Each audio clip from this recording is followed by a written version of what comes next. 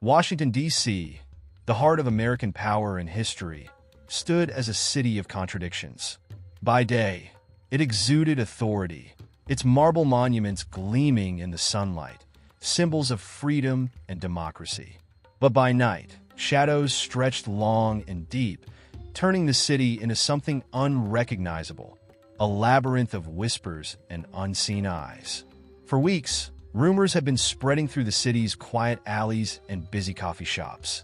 People were vanishing, seemingly swallowed by the city itself. Tourists, locals, even high-profile figures had disappeared without a trace, leaving only unanswered questions in their wake. The first disappearance barely made headlines. A young intern from Capitol Hill, new to the city, was last seen walking home from an evening reception. Her name, Laura Perez, became a fleeting footnote in the city's vast machinery. Then it happened again and again. A tour guide vanished during a night shift at the Lincoln Memorial. A street vendor, whose usual corner was always alive with the smell of roasted peanuts, simply stopped showing up. A sense of unease began to ripple through the city, subtle at first, then impossible to ignore. What unnerved people most wasn't just the frequency of the disappearances, but the locations.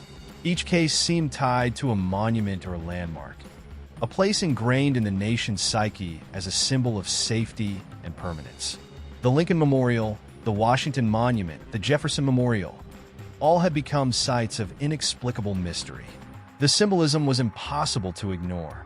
The very pillars of the nation's identity were now the epicenter of its fear. On a chilly November evening, a journalist named Claire Morgan sat in her cluttered office, staring at the scattered papers on her desk. Claire wasn't just another reporter chasing headlines. She thrived on the unexplainable, the stories that others deemed too far-fetched or too dangerous to touch. The recent disappearances had captured her attention, and she had spent weeks gathering every shred of evidence she could find. Witness accounts were sparse and inconsistent.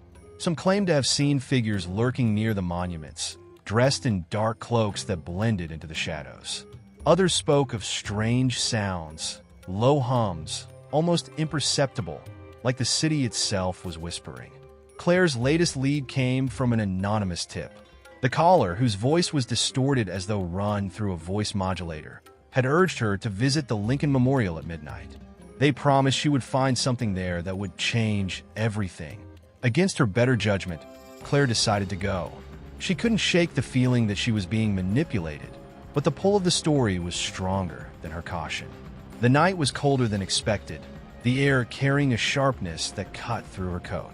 As Claire approached the Lincoln Memorial, she noticed how eerily quiet it was. The usual buzz of tourists and joggers was absent. The grand steps leading up to the seated figure of Abraham Lincoln were bathed in pale moonlight, but the area felt lifeless, as if the monument itself was holding its breath. Claire climbed the steps slowly, her footsteps echoing in the stillness. At the top, she scanned the area, looking for any sign of her mysterious informant. Instead, she found something far more unsettling. Near the base of Lincoln's statue, a faint trail of what appeared to be ash stretched across the marble floor. She knelt down to inspect it, her fingers brushing against the fine, powdery substance. It wasn't just ash, it was warm to the touch, almost pulsing with residual energy. As she stood up, a faint sound reached her ears. It was soft, almost imperceptible, but it sent a chill down her spine. It wasn't the hum she had read about in witness accounts. This was different, a rhythmic tapping like fingernails drumming on stone. She turned, her flashlight cutting through the darkness, but saw nothing. The sound continued, growing louder and more insistent, as though coming from the walls of the monument itself. Claire's instinct screamed at her to leave, but curiosity rooted her in place. She traced the sound to a section of the wall behind Lincoln's statue. At first glance, it looked like solid marble, but as she ran her hand along the surface, she felt a slight give, as if the stone was hollow. Without thinking, she pressed against it, and a portion of the wall slid open with a soft hiss, revealing a narrow passage descending into darkness. Heart pounding, Claire hesitated at the entrance. The air wafting from the passage was stale and carried a faint metallic tang. It smelled like secrets long buried. She knew she should turn back, call the authorities, and wash her hands of this mystery. But something about the passage called to her, a promise of answers she couldn't resist. Taking a deep breath, she stepped inside, unaware that this decision would be the first step into a nightmare from which she might never return. The passage was suffocatingly narrow, forcing Claire to press her hands against the cold stone walls for balance. Her flashlight barely pierced the darkness ahead, the beam quivering with every shaky breath she took. The air was damp and thick, carrying the faint scent of decay. Each step down the uneven staircase seemed to amplify her unease, the oppressive silence broken only by the echo of her footsteps. It felt as though the walls were closing in, squeezing the air from her lungs, urging her to turn back. But Claire pressed on. Something about the hidden passage gnawed at her curiosity. Who had built it? Why did no one know about it? And what could possibly lie at its end? The journalist in her refused to let these questions go unanswered, even as her survival instincts begged her to abandon this madness. After what felt like an eternity, the staircase leveled out into a dimly lit corridor. The light didn't come from her flashlight, but from a series of faint, flickering bulbs embedded in the ceiling. They buzzed faintly, their erratic glow casting strange, shifting shadows on the walls. The corridor stretched forward, lined with unmarked doors on both sides, each identical in its simplicity. Steel frames, no handles, no markings to suggest what lay beyond. Claire's skin prickled with unease. The architecture was sterile and unnatural, devoid of the ornate craftsmanship typical of the city's historic structures. It reminded her of a hospital, or worse, a prison. The air here was colder, almost biting, and her breath formed small clouds in the faint light. She approached the nearest door and pressed her ear against it, straining to hear anything on the other side. Nothing. She tried the next door, and the next. Each time, the same result: silence. It was as if the corridor had been abandoned for decades, left to rot beneath the city. But as Claire reached the fourth door, she felt a slight vibration beneath her fingertips when she touched its surface. The sensation was subtle, almost imperceptible, but it was there, steady, rhythmic, like a faint heartbeat. Her stomach churned, swallowing her fear. She pushed against the door, hoping it might give way like the hidden wall above. To her surprise, the steel panel slid open effortlessly, revealing a room bathed in pale, bluish light. The space was vast and circular, its high ceiling disappearing into shadows. In the center stood a table, and on it lay an array of objects that seemed wildly out of place. An old rotary telephone, a cracked mirror, and a stack of yellowed papers. Claire stepped inside cautiously, her flashlight sweeping across the room. The walls were lined with strange symbols carved into the stone, their jagged lines resembling a language she couldn't decipher. Despite the cold air, the space felt alive, as if the walls themselves were breathing. She approached the table and reached for the papers. As her fingers brushed the brittle pages, she noticed they were covered in hastily scrawled notes. The handwriting was erratic, as if written by someone in a state of panic. Most of it was incoherent rambling, but a few phrases stood out. The city is waking. They're not monuments. They're markers. Do not open the ninth door. Claire's pulse quickened. Markers? Markers for what? And what was behind the ninth door? She shuffled through the papers, searching for answers. But before she could make sense of it all, the rotary telephone on the table let out a shrill ring. The sound was deafening in the silence, and Claire nearly dropped her flashlight. She stared at the phone, her heart hammering in her chest. It was impossible. The phone was ancient, its cord frayed, and its dial rusted. There was no way it could be functional, let alone ringing. Against her better judgment, she picked up the receiver. For a moment, there was only static. Then a voice, low, distorted and chillingly calm, spoke 3 words that froze her blood. "Turn around, Claire." Her breath caught in her throat, and her body turned involuntarily. The room was empty, or at least it had been. Now, a figure stood in the doorway, a silhouette shrouded in darkness, its features obscured. It didn't move, didn't speak, but its presence was suffocating, filling the air with an unspoken dread.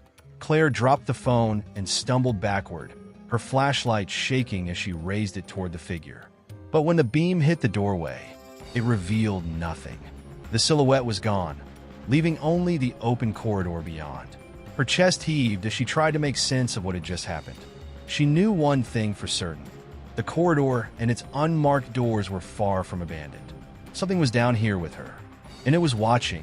Claire leaned against the cold stone wall, her mind racing to process what had just happened. Her pulse thudded in her ears, drowning out the faint hum of the flickering bulbs overhead. The figure, whatever it was, had vanished without a trace, but its presence lingered, an oppressive weight pressing down on her chest. The warning scribbled on the papers rang in her head. Do not open the 9th door. She couldn't shake the feeling that every inch of this place was designed to trap her, like an elaborate spider's web. Yet, even as her instincts screamed at her to turn back and retrace her steps, the pull of the mystery was too strong. She had to know what was behind the 9th door, and why it had been singled out. Taking a deep breath, Claire stepped back into the corridor. The unmarked doors stretched on in both directions, their steel frames identical, save for the faint scratches and dents that suggested years of wear. She counted them as she walked, her footsteps echoing in the silence. 1 to 3. Each step felt heavier than the last, the air growing colder as she approached her goal. When she reached the 8th door, she hesitated. The corridor beyond was shrouded in deeper darkness, as if the feeble ceiling lights dared not illuminate what lay ahead. Swallowing her fear, she took a step forward, her flashlight carving a narrow path through the void. The 9th door was different. Unlike the others, its surface was pristine, untouched by scratches or grime. It gleamed faintly under the light, as if freshly polished, and there was something unsettling about its perfection. It stood out like a beacon, yet its smoothness made it feel alien, as if it didn't belong here or anywhere. Claire raised a trembling hand to the door. She expected the same cold steel she'd felt on the others, but it was warm to the touch, pulsing faintly beneath her fingers like a living thing. She recoiled instinctively, wiping her hand on her jacket. For a moment, she considered turning back. Whatever was behind this door, it wasn't meant to be disturbed. But curiosity gnawed at her, relentless and insistent. She leaned in, pressing her ear against the door. At first, there was nothing but silence. Then, faintly, she heard it, a low, rhythmic thudding like a heartbeat, slow and deliberate. The sound grew louder the longer she listened, and she realized it wasn't just in her ears. She could feel it reverberating through the floor beneath her feet. She stepped back, her heart racing. The warning replayed in her mind. Do not open the 9th door. But who had written it? And why? What could possibly be so dangerous that it warranted such a dire caution? Before she could stop herself, Claire pressed her palm against the door. This time, it slid open with a whisper, revealing a room bathed in crimson light. The air was heavy and stifling, carrying a faint metallic scent that turned her stomach. The space was cavernous, far larger than the corridor suggested, its walls etched with the same cryptic symbols she had seen in the previous room. In the center of the room stood a large, circular platform raised slightly above the ground.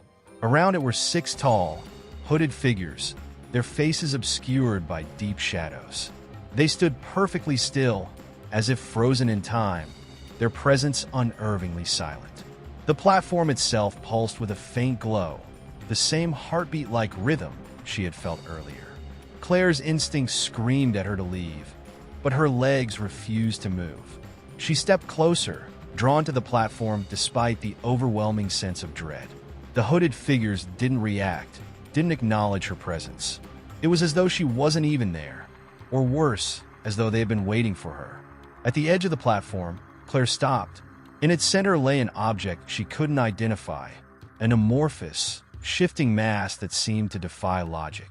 It glimmered and swirled, as though made of liquid and smoke, its form constantly changing. As she stared at it, her vision blurred, and a sharp pain shot through her skull. "Step away," a voice said behind her, breaking the suffocating silence. She spun around, her flashlight trembling in her grasp. A man stood in the doorway, his face pale and lined with exhaustion.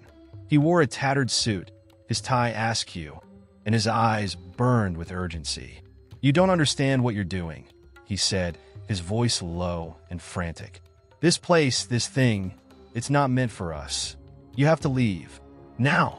Before Claire could respond, the hooded figures turned in unison, their movements unnaturally fluid. For the first time, she saw their faces, or rather, the absence of them. Their heads were blank, smooth as polished stone, their eyeless gazes fixed on her. The man grabbed her arm, yanking her back toward the door. "Run," he hissed. "If you value your life, run." As the figures began to move toward them, their blank faces contorting into grotesque, impossible shapes, Claire didn't need to be told twice. Claire's breath came in ragged gasps as she sprinted down the corridor, the man in the tattered suit gripping her arm with surprising strength. Behind them, the rhythmic pounding of footsteps echoed ominously, a sound that felt less like pursuit and more like inevitability. The hooded figures were relentless, their faceless presence seared into her mind. "Keep moving," the man barked, his voice cutting through her haze of fear. He pulled her down a side passage, narrower and darker than the main corridor. The walls seemed to close in around them, the air growing thicker with every step. "Who are you?" Claire managed to choke out, her voice trembling. Later, he snapped, his tone brooking no argument. "Right now, you need to focus on staying alive." The passage opened abruptly into a spiral staircase that descended into darkness. The stairs were ancient, their stone steps worn smooth by time and use. A faint, whispering sound emanated from below, barely audible but persistent. It wasn't the voices of the figures, they were silent, but something else entirely. Claire hesitated at the top of the stairs, her instincts screaming at her to stop. The whispers weren't random. They were words soft and indistinct, but familiar in a way she couldn't place. They beckoned her, pulling at her like invisible threads. The man noticed her hesitation and turned back, his expression sharp. "Don't listen to it," he said, his voice low and urgent. "That's how it starts. Just keep moving." "What is it?" Claire asked, but he didn't answer. Instead, he grabbed her wrist and pulled her onto the stairs. The descent was disorienting. The further they went, the louder the whispers became, until they were a cacophony of overlapping voices. Claire tried to block them out, but the words burrowed into her mind. Fragmented sentences, pleas for help, accusations, promises. "You should have left. It's all your fault. Come closer, Claire." She froze, yanking her arm free. "How does it know my name?" she demanded, her voice shaking. The man stopped and turned, his expression grim. "Because it knows everyone," he said. "It's not alive, but it remembers. Every person who's ever set foot in this place, it keeps a piece of them." Before she could respond, a loud, resonant thud echoed above them. The hooded figures were at the top of the stairs. Claire's flashlight flickered, casting erratic shadows that danced along the walls. "This way," the man said, his voice tight. He led her down the last few steps and into another corridor, this one even narrower than before. The walls were damp, the air heavy with the scent of mildew and rot. As they ran, Claire couldn't shake the feeling that the whispers were following them, growing louder with every step. The words twisted and changed, now addressing the man as well. "You can't save her. You've failed before, and you'll fail again." They reached a large, rusted door at the end of the corridor. The man fumbled with a set of keys, his hands shaking as the whispers crescendoed into an almost deafening roar. Claire turned back, her flashlight catching movement in the darkness. The hooded figures were closing in, their blank faces reflecting the beam in an unnatural, mirror-like sheen. "Hurry," she urged, panic rising in her chest. The man swore under his breath as the key jammed in the lock. With a sharp twist, the mechanism gave way, and the door creaked open. They stumbled through, slamming it shut behind them. The room beyond was vast, its walls covered in strange, glowing symbols that pulsed with a faint, bluish light. A large, circular altar sat in the center, its surface etched with grooves that formed an intricate, labyrinthine pattern. The whispers stopped abruptly, replaced by a deafening silence. The man collapsed against the wall, his chest heaving. "We're safe, for now," he said, his voice barely above a whisper. Claire stared at him, her mind racing with questions. "What is this place? What's going on?" He looked at her, his eyes haunted. "This isn't just a bunker," he said. "It's a prison, and whatever's locked away here is trying to get out." The weight of his words sank in, and Claire felt a cold dread settle over her. She glanced back at the door, half expecting it to burst open at any moment. "What happens if it gets out?" she asked. The man's face darkened, his voice heavy with resignation. "If it gets out, we all pay the price." The silence in the room felt alive, charged with a tension Claire couldn't name. The glowing symbols on the walls seemed to pulse in time with her heartbeat, their faint light casting shifting patterns on the circular altar. The man, who still hadn't told her his name, was inspecting the symbols with a grim intensity, his fingers brushing against the grooves as if searching for something. "What do you mean? We all pay the price?" Claire demanded, her voice cracking. The man glanced at her, his jaw tight. "It's not just a prison," he said. "It's a seal. The symbols, they're meant to keep it contained. Whatever's buried here, it's not human, and it's been waiting for centuries to break free." Claire's stomach churned. The whispers that had followed them down the staircase still echoed faintly in her mind, fragments of words that felt both foreign and disturbingly familiar. She didn't want to believe him, but the fear in his eyes was undeniable. "And the hooded figures?" she asked. "Are they part of it?" "They're part of the seal," he said, his voice low. "Bound to protect this place, to stop anyone from disturbing it. But something's changed. They're more aggressive now, like they know the seal is weakening." Before Claire could process his words, a deep, resonant hum filled the room, vibrating through the walls and the floor beneath their feet. The glowing symbols flared brighter, their bluish hue shifting to a pulsating red. The man stepped back from the altar, his face pale. "This isn't supposed to happen," he muttered. "The seal shouldn't react unless—" He stopped abruptly, his eyes locking onto Claire. "What?" she asked, her voice rising in panic. "Unless someone brought something here," he finished, his voice barely audible. His gaze dropped to her backpack. Claire instinctively clutched the straps. "I didn't." "What are you talking about?" "Your flashlight," he said, pointing at the device clipped to her bag. "It's not just a flashlight, is it? Where did you get it?" Confused and defensive, Claire fumbled for an explanation. "It was my dad's. He worked in DC years ago. It's all I have left of him." The man's face darkened further. "Your daddy worked here, didn't he?" At the sight, Claire froze, her mind racing. She'd always known her father had been involved in classified government projects, but he'd never spoken about them. All she had were vague memories of his late nights, his secretive demeanor, and the flashlight he'd handed her shortly before he disappeared. "This can't be happening," she whispered, stepping back from the altar. The hum grew louder, and the red light from the symbols began to ripple across the walls like liquid fire. The man's voice cut through the chaos, sharp and urgent. "Your father didn't just work here," he said. "He was part of the project. That flashlight, it's not a flashlight. It's a key." Claire's blood ran cold. "A key to what?" "To the end of the seal," he replied grimly. "And now it knows you're here." The room trembled violently, sending dust and debris cascading from the ceiling. The symbols on the walls began to fracture, cracks spreading through the glowing lines.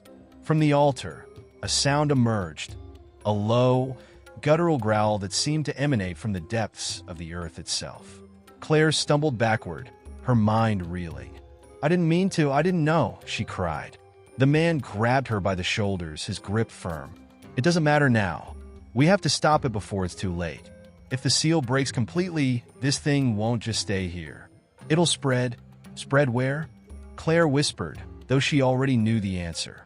"Everywhere." The growl grew louder, joined by a chorus of distant screams that sounded like they came from the walls themselves. Claire's flashlight began to vibrate in her hand, the light flickering erratically. "What do we do?" she asked, her voice trembling. The man hesitated for only a moment before replying. "We have to get to the core of the seal. If there's any chance to stop this, it's there." Claire nodded, though terror gripped her heart. The whispers, the hooded figures, the ominous altar. None of it seemed real, and yet she couldn't deny what was happening. With one last glance at the altar, now glowing with an intense, fiery red, she followed the man toward a hidden passageway at the far end of the room. As they stepped through, Claire couldn't shake the feeling that they weren't just running toward answers. They were running straight into the heart of the nightmare. The passageway stretched before them, narrow and suffocating, its walls slick with condensation. The air was heavy, damp, and carried the faint metallic tang of decay. Claire's flashlight, a key, the man had called it, flickered sporadically, casting erratic shadows that seemed to slither along the stone. Each step felt heavier than the last, her breath loud in the oppressive silence. "What's at the core of the seal?" Claire asked, her voice low but strained, as if speaking louder might summon something in the dark. The man led the way, his steps confident despite the uneven ground. "It's not just one thing," he said. "The seal was built around a vessel, something ancient and powerful. It's been dormant for centuries, but if the vessel is disturbed, the entity it contains will wake. The symbols we saw upstairs, they're part of the containment system, and they're failing. Why now?" Claire pressed, clutching the flashlight tightly. "Why not years ago?" The man hesitated. "The seal was designed to last indefinitely. But it's like any structure, it weakens over time. Your father's involvement, the key you carry, it might have accelerated the process." The corridor began to descend sharply, the smooth stone giving way to uneven steps. A faint sound echoed from below, a rhythmic thrum that resonated in their bones. Claire's pulse quickened. "And what happens if this thing wakes up?" "Then Washington, D.C. becomes ground zero," the man said grimly. "The entity doesn't just destroy, it consumes. It feeds on fear, warping reality and spreading like a disease. No one is safe if it escapes." The weight of his words settled heavily on Claire. She thought of the bustling streets above them, of families and tourists unknowingly walking over a ticking time bomb. She thought of her father, whose cryptic warnings now made a terrible kind of sense. They reached the bottom of the steps, entering a cavernous chamber that seemed to pulse with life. The walls were covered in more symbols, glowing faintly, but they were cracked and bleeding in eerie crimson light. At the center of the room stood the vessel, a massive, blackened stone obelisk, its surface etched with intricate runes. It was surrounded by a circular platform, with faintly glowing lines connecting to the walls. "This is it," the man said, his voice taut. Claire approached cautiously, the flashlight trembling in her hand. As the beam touched the obelisk, the runes shimmered briefly before dimming again. The air grew colder, and the whispers returned, louder and more insistent. "What do we do now?" she asked, her voice shaking. The man produced a small, leather-bound book from his pocket, flipping through its brittle pages. "There's a way to reinforce the seal, but it requires the key." "Your key?" Claire glanced at the flashlight, her stomach twisting. "And what happens to me if I use it?" He avoided her gaze. "You're connected to this now. If you use the key to activate the seal, it might—" He paused, searching for the right words. "It might demand something in return." The words hung in the air, a grim confirmation of what she had already feared. Claire's instinct screamed at her to run, to abandon this nightmare and claw her way back to the surface. But the thought of what might happen, what would happen, if she didn't act was unbearable. "Just tell me what to do," she said, swallowing her fear. The man stepped onto the platform, motioning for her to follow. "Place the key into the central slot on the obelisk," he instructed. "It will trigger the reinforcement ritual, but you have to hold it steady no matter what happens." Claire climbed onto the platform, her heart hammering in her chest. The whispers grew deafening, merging into a cacophony of voices. The flashlight in her hand seemed to vibrate with an unnatural energy as she approached the obelisk.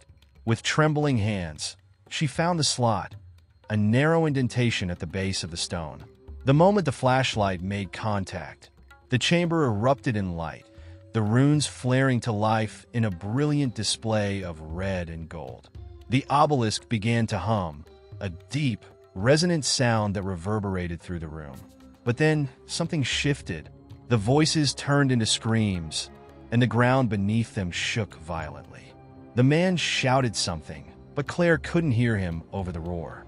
And then a single voice broke through the chaos, a deep, guttural growl that seemed to come from inside her own mind. "You cannot contain me." Claire's knees buckled as the air around her seemed to warp, the edges of the room twisting and distorting. The light from the obelisk grew brighter, almost blinding, as the vessel's power surged. The man reached for her, his face pale with terror. "Claire, hold on," he shouted. But it was too late. The ground beneath her feet split open, and the darkness reached out to claim her. Claire's world was swallowed by darkness, a silence so complete it felt like a living thing pressing against her.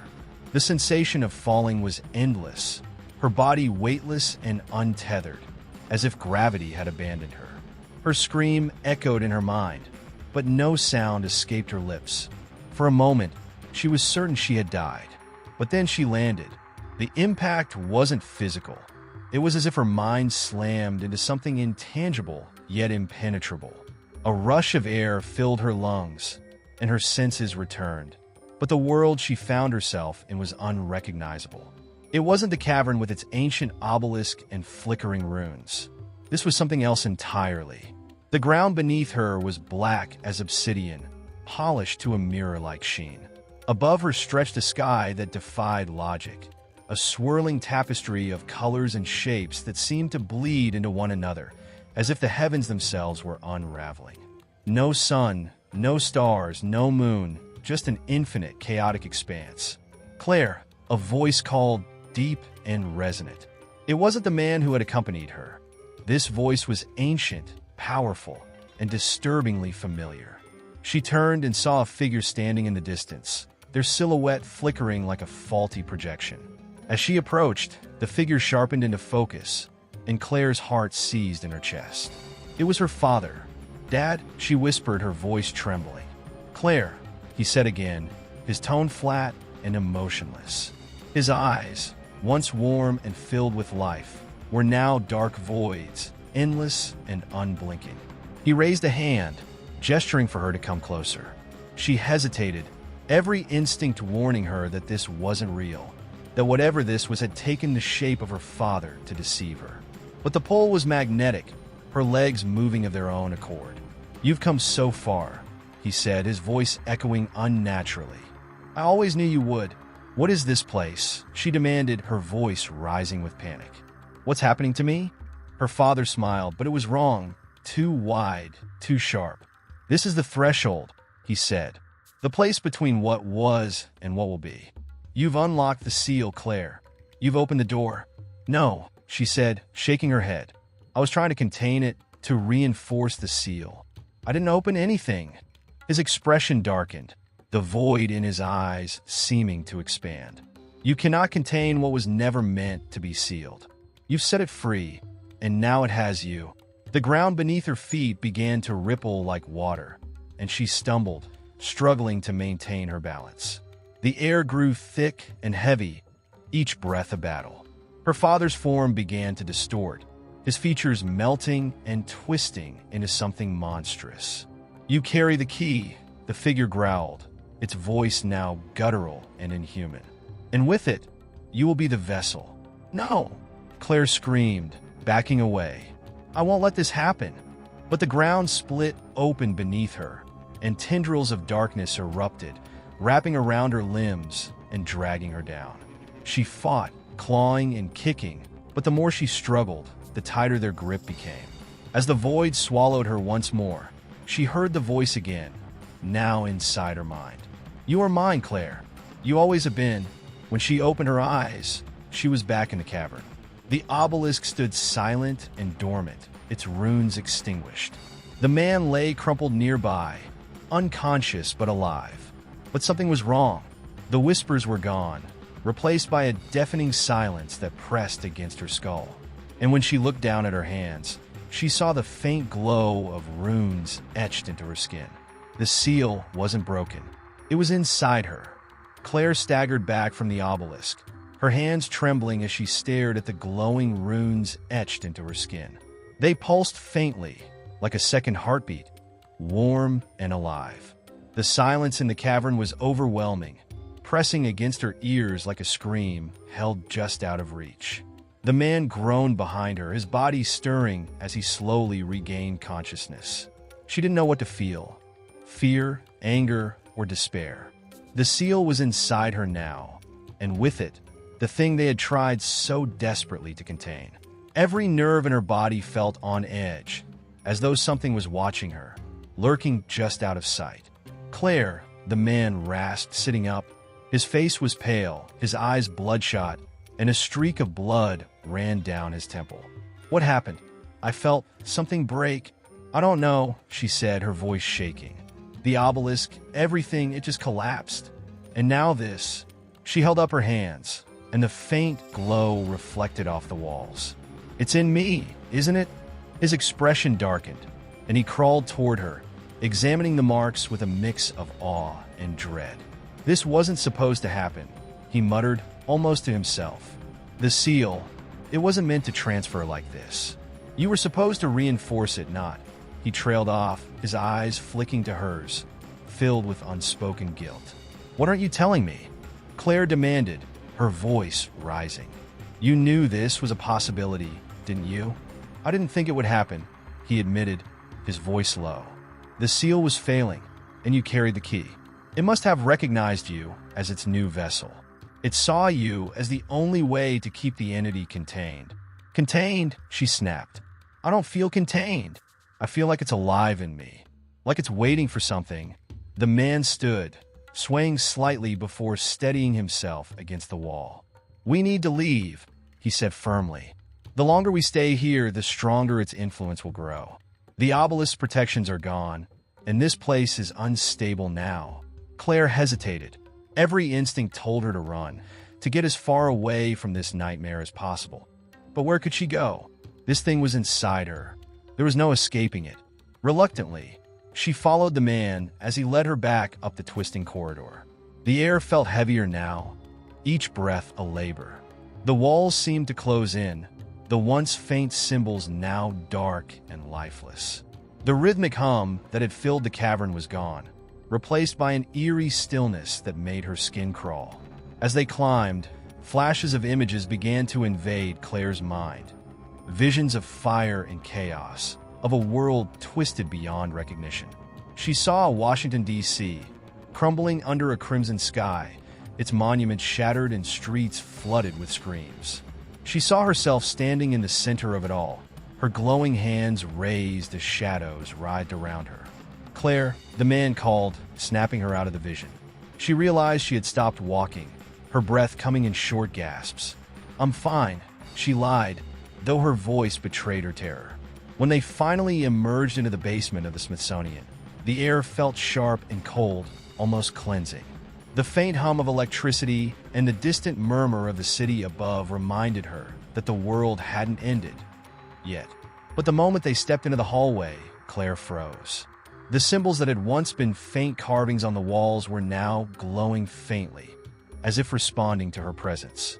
The whispers returned, quiet but insistent, like a crowd murmuring just out of sight. "What is this?" she asked, her voice barely above a whisper. The man's face was grim. "The seal's influence," he said. "It's not just inside you, it's spreading. It's feeding on the energy of this place, of you." Claire clenched her fists, her glowing runes flaring briefly. "Then how do I stop it?" "We need to leave D.C., he said. "Get far away from here. There are places, isolated places, where its power will weaken, where we can figure out how to control it. But if we stay here," he trailed off, his meaning clear. The thought of abandoning her city, her life, made Claire's stomach churn. But as she stared at the glowing marks on her hands and felt the entity stirring within her, she realized she didn't have a choice. The fight wasn't over. It had only just begun. Claire's mind raced as she followed the man through the darkened halls of the Smithsonian. Each step felt heavier than the last, the weight of what had happened pressing against her chest. The seals, those ancient protections, had been broken, and now the entity was inside her, growing stronger with each passing moment. But what frightened her more was the nagging feeling that it wasn't just the seal that had been altered. Something had shifted within her, something deeper and darker than she could understand.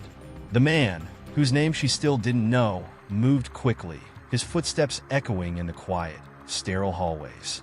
His urgency seemed to grow as they neared the exit, as if he feared something might be following them, something that only he could sense. Claire tried to push the images of destruction from her mind, but they kept resurfacing, haunting her thoughts like a distant memory of a life she hadn't lived yet. She saw herself standing in the heart of the city, the capital destroyed behind her, and a shadow stretching out from her, swallowing everything in its path. "What's happening to me?" she asked, her voice barely a whisper. The man glanced over at her, his face tense. "The seal is bound to you now. It's changing you, Claire. The more you fight it, the stronger it becomes. But if you give in," he trailed off, unable or unwilling to finish the sentence. They reached the exit to the basement, where the underground passageway to the surface began. Claire's heart beat faster as she noticed the air above them shifting. A strange hum filled the space, an unnatural frequency that made her bones ache. The runes on her skin burned, sending waves of heat through her body. She placed a hand on the cold stone wall to steady herself, but the touch only seemed to amplify the sensation. "Is this it?" Claire asked. "Is this what I've unleashed?" He paused before responding, his eyes darkening with something like fear or guilt. "It's worse than that. The entity inside you, it's not just any being. It's ancient, a force beyond human comprehension. It was imprisoned here long before this city existed, long before humanity ever walked these lands.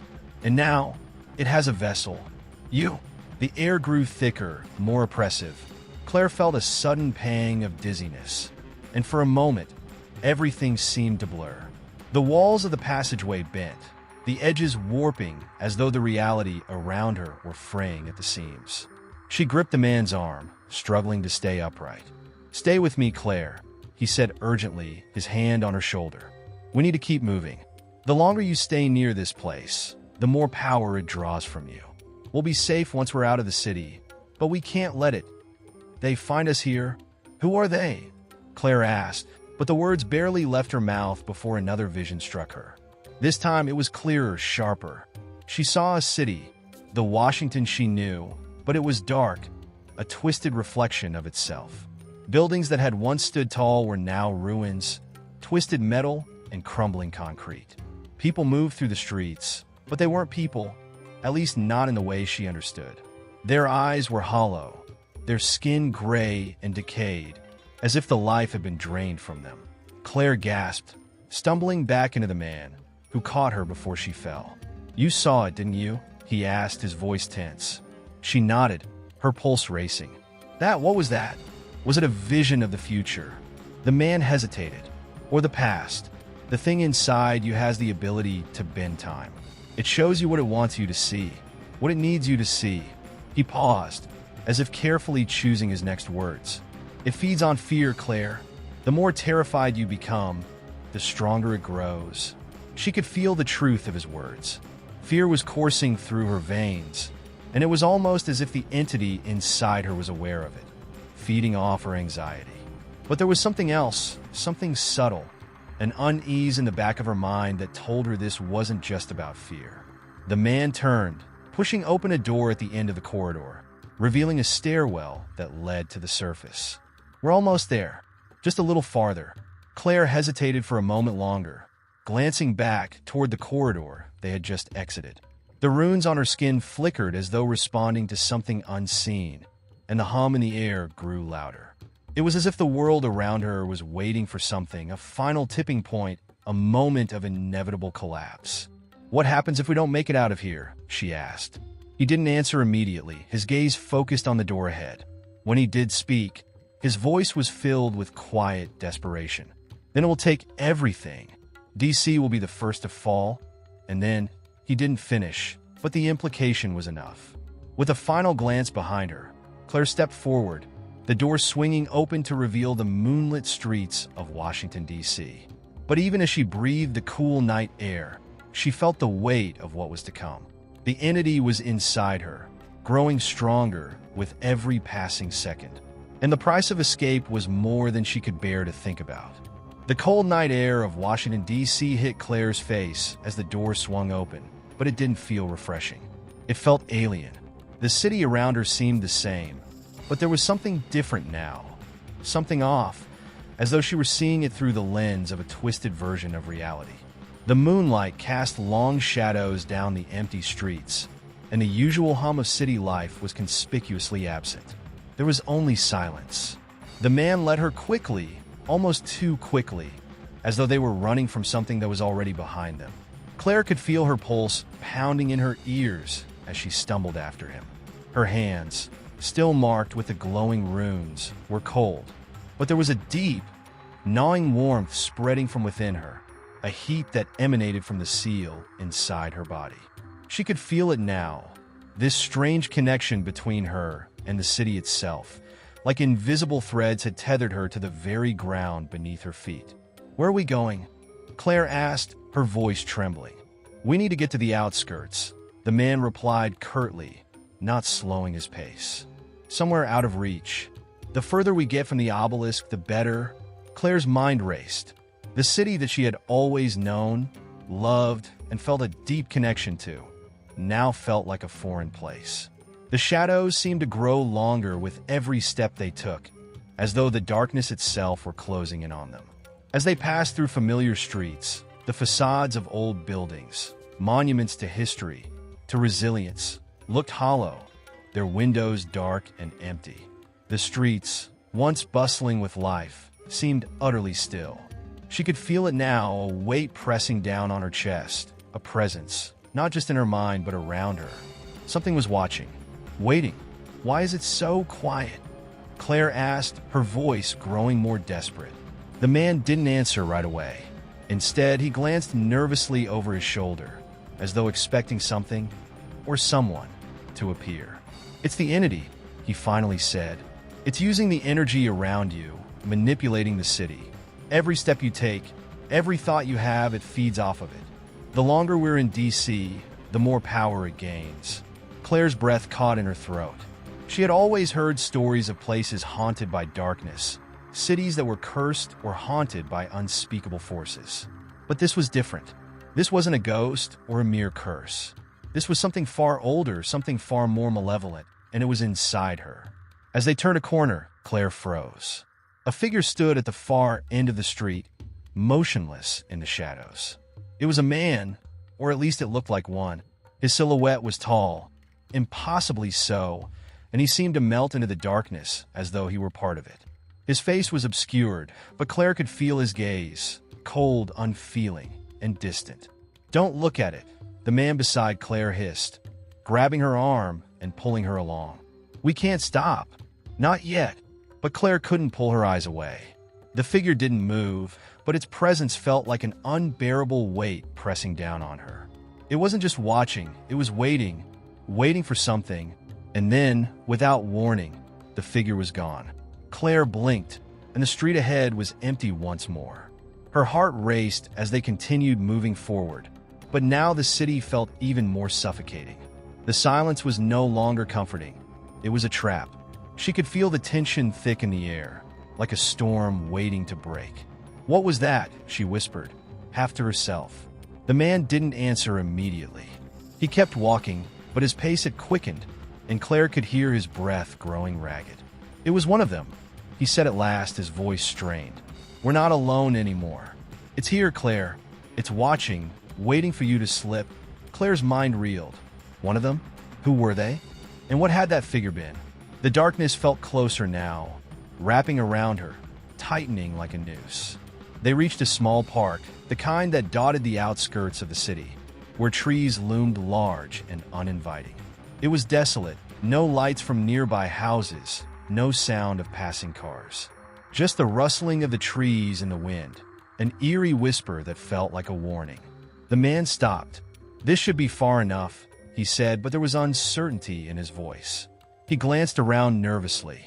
"We can't stay here long. The longer you stay out in the open." His voice trailed off, but Claire understood. The darkness wasn't just in the city. It was moving toward them. Claire looked around, but there was no sign of anyone else, no sign of the figure she had glimpsed in the shadows. She could feel the heat in her hands intensify, the glowing runes brighter now, flickering like fire. She pressed them to her sides, trying to suppress the sensation, but it didn't help. "There's something else," Claire said slowly, her voice unsteady. "Something inside me. It's not just the entity. It's like..." She trailed off, struggling to find the words. "It's like it's opening my mind to something else." The man turned to her, his face hardening. "It's trying to connect with you. It's not just using you, it's trying to take you. The longer you resist, the harder it will fight back. We need to get to a place where we can focus, isolate the energy, and figure out how to lock it back in. But if we don't get moving..." But he didn't finish. Claire's eyes narrowed as a shape emerged from the shadows, too large to be human, yet somehow familiar. The darkness had taken form, and it was coming for them. The shape that had emerged from the shadows moved slowly, almost deliberately, toward Claire and the man. It wasn't exactly humanoid, nor did it seem like any living creature Claire had ever encountered. Its form seemed to ripple and shift in the dim light, like smoke caught in a breeze, constantly changing and stretching, an amorphous presence that could never fully be understood by the human eye. But despite the lack of definition, there was a clarity in its intent, pure malice and hunger. As it approached, Claire's heart hammered in her chest. Her breath grew shallow, panic welling up inside her. She had never imagined something like this could exist, an entity that was not bound by the laws of nature or the constructs of the human mind. This wasn't just a shadow. It was alive, it was purposeful, and it was hunting them. "Move!" the man barked, his voice sharp and urgent. He grabbed Claire's arm again, but this time, she didn't need to be told twice.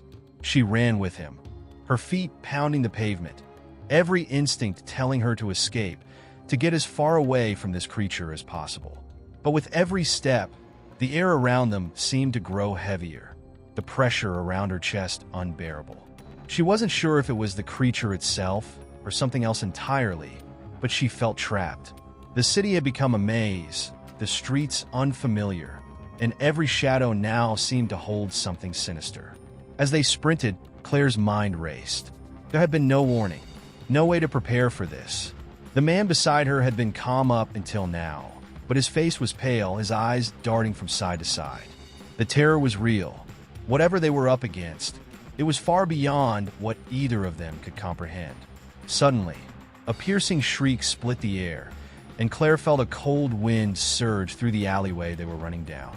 It wasn't the wind, it was the presence, the creature, now growing closer. The man cursed under his breath. "It's too strong out here. We need to find cover." They turned sharply, making their way down another street, but Claire couldn't shake the feeling that the city itself was shifting around them. The buildings seemed to bend and warp, as though the very foundation of Washington, D.C. was buckling under the pressure of something unnatural. The familiar streets had become alien, and every corner they turned seemed to reveal more darkness, more shadowy figures waiting just beyond their line of sight. "You don't understand," the man gasped, his voice low but urgent. "It's not just the entity that's after you. It's using the city. The energy here. It's old, powerful, and it knows you're here. We have to get to a place where we can focus and fight it back." Claire's head spun. The man's words didn't make sense. What did he mean by the energy here? What did the city have to do with the entity? She couldn't even keep track of her own thoughts anymore, let alone grasp the full extent of the danger they were in. They reached a nondescript building, a low, squat structure wedged between two towering office buildings. The door was cracked open, and the man pushed it open with a force that made it creak on its hinges. They hurried inside, and Claire barely had time to take in her surroundings before the man slammed the door behind them. The building was empty. No lights, no movement, just a heavy silence that seemed to suffocate everything. Claire's eyes adjusted to the darkness, and she saw the man pulling something out of his jacket, a small, ornate box covered in strange symbols that seemed to shimmer even in the dim light. "This is where it starts," he said, his voice strained as he knelt down, setting the box on the ground. "If we can get the energy back under control, We can seal it, lock it away before it destroys everything. But it's going to be difficult. Claire didn't know what to say. She didn't even know what was real anymore. The runes on her hands continued to pulse with that strange heat, and she felt as though something was clawing at her mind, trying to break through. "How do we stop it?" she asked, her voice barely more than a whisper. The man didn't answer immediately. Instead, he opened the box, revealing an array of symbols, some similar to the ones that adorned her skin. He began to chant softly, his voice low and almost soothing, as though trying to calm the energy that was coursing through the room. The air around them seemed to crackle with tension, and Claire's heart thudded in her chest as she felt the power in the room grow stronger. But then the building shuddered. It wasn't a tremor. There was no earthquake. This was different. It felt as though the city itself had reacted to the chanting. The walls seemed to stretch and twist, and Claire could hear the faint sound of footsteps echoing from far down the hall. Her pulse quickened. She wasn't alone. "Get ready," the man warned, his voice strained. "It's coming. The entity, it's closing in." The box in front of them started to glow, its symbols shifting in a rhythmic pattern. Claire's eyes widened as she realized something horrifying. This wasn't a normal ritual. This wasn't just about sealing away the entity. It was about controlling it. And now, she was the key. The energy in the room intensified, and Claire could feel the temperature rise, the heat of the runes on her skin flaring up. The box before her seemed to pulse with a life of its own, as though it had awakened. The presence outside was growing stronger, the shadows outside the building pressing against the walls, pushing in. Something was wrong, very wrong. The moment the box began to glow, Claire felt the air around her constrict like a tightening vice. The runes etched into her skin burned with an intensity that made her gasp in pain, and the shadows outside the building pressed against the walls like a living thing, as if trying to claw its way inside. The man beside her, still chanting, seemed unaware of the growing tension in the room, but Claire couldn't ignore it. The energy swirling in the air had taken on a life of its own, and she could feel it pulling at her, an invisible force that seemed intent on dragging her deeper into its grip. The man's face was pale, his lips moving rapidly as though he were racing against time. Claire's eyes darted to the box, where the symbols seemed to shift with an unnerving fluidity, twisting into unfamiliar patterns. She felt her heart pounding in her chest, every beat echoing in her ears as though it were the only sound in the world. But it wasn't. There was something else, something out there. The walls creaked, groaned, and the faint echo of footsteps reverberated in the distance, growing louder and closer with each passing second. "It's not enough," the man muttered, his voice breaking through her panic. "The entity, it's too strong. It's adapting." He clenched his fists in frustration, his voice rising. "I should have known. The city itself is alive. Your presence here, Claire, it's what gave it power." Claire's mind reeled. She had no idea what he was talking about. The weight of his words hung heavily in the air, but she didn't have time to process them. The building continued to shudder, the walls seeming to ripple like water.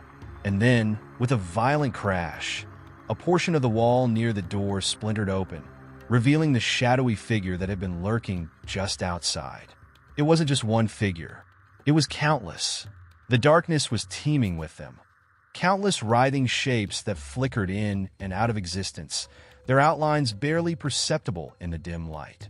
Some were humanoid in form, others entirely formless, just slithering shadows with eyes that glowed a dull red. They poured into the room like a tide, a suffocating wave of malice and hunger. Claire felt a wave of nausea as they filled the space, their presence pressing in from every corner. The man stumbled backward, his chanting faltering as he tried to regain control. "We're running out of time," he hissed. "The box is only temporary. It won't hold them for long." Claire's legs felt weak, her body frozen with terror. She wanted to run, but where could she go? The city was alive, and it had become a twisted labyrinth, its streets warped and pulsing with the entity's presence. She could hear her heartbeat in her ears, and the shadows seemed to grow even more suffocating, pressing against her like an invisible weight. She couldn't breathe. She couldn't think. The shadows were closing in now, their forms solidifying, becoming more distinct with each passing second. The dark shapes moved with a fluidity that defied nature, their tendrils reaching toward Claire and the man as though they were hunting for something, someone. And then, from the corner of her eye, Claire saw it, a figure, tall and imposing, standing at the far edge of the room, its eyes gleaming with an otherworldly light. It was different from the others. This one seemed to have substance, a form that was more defined than the others, and it radiated an aura of sheer power.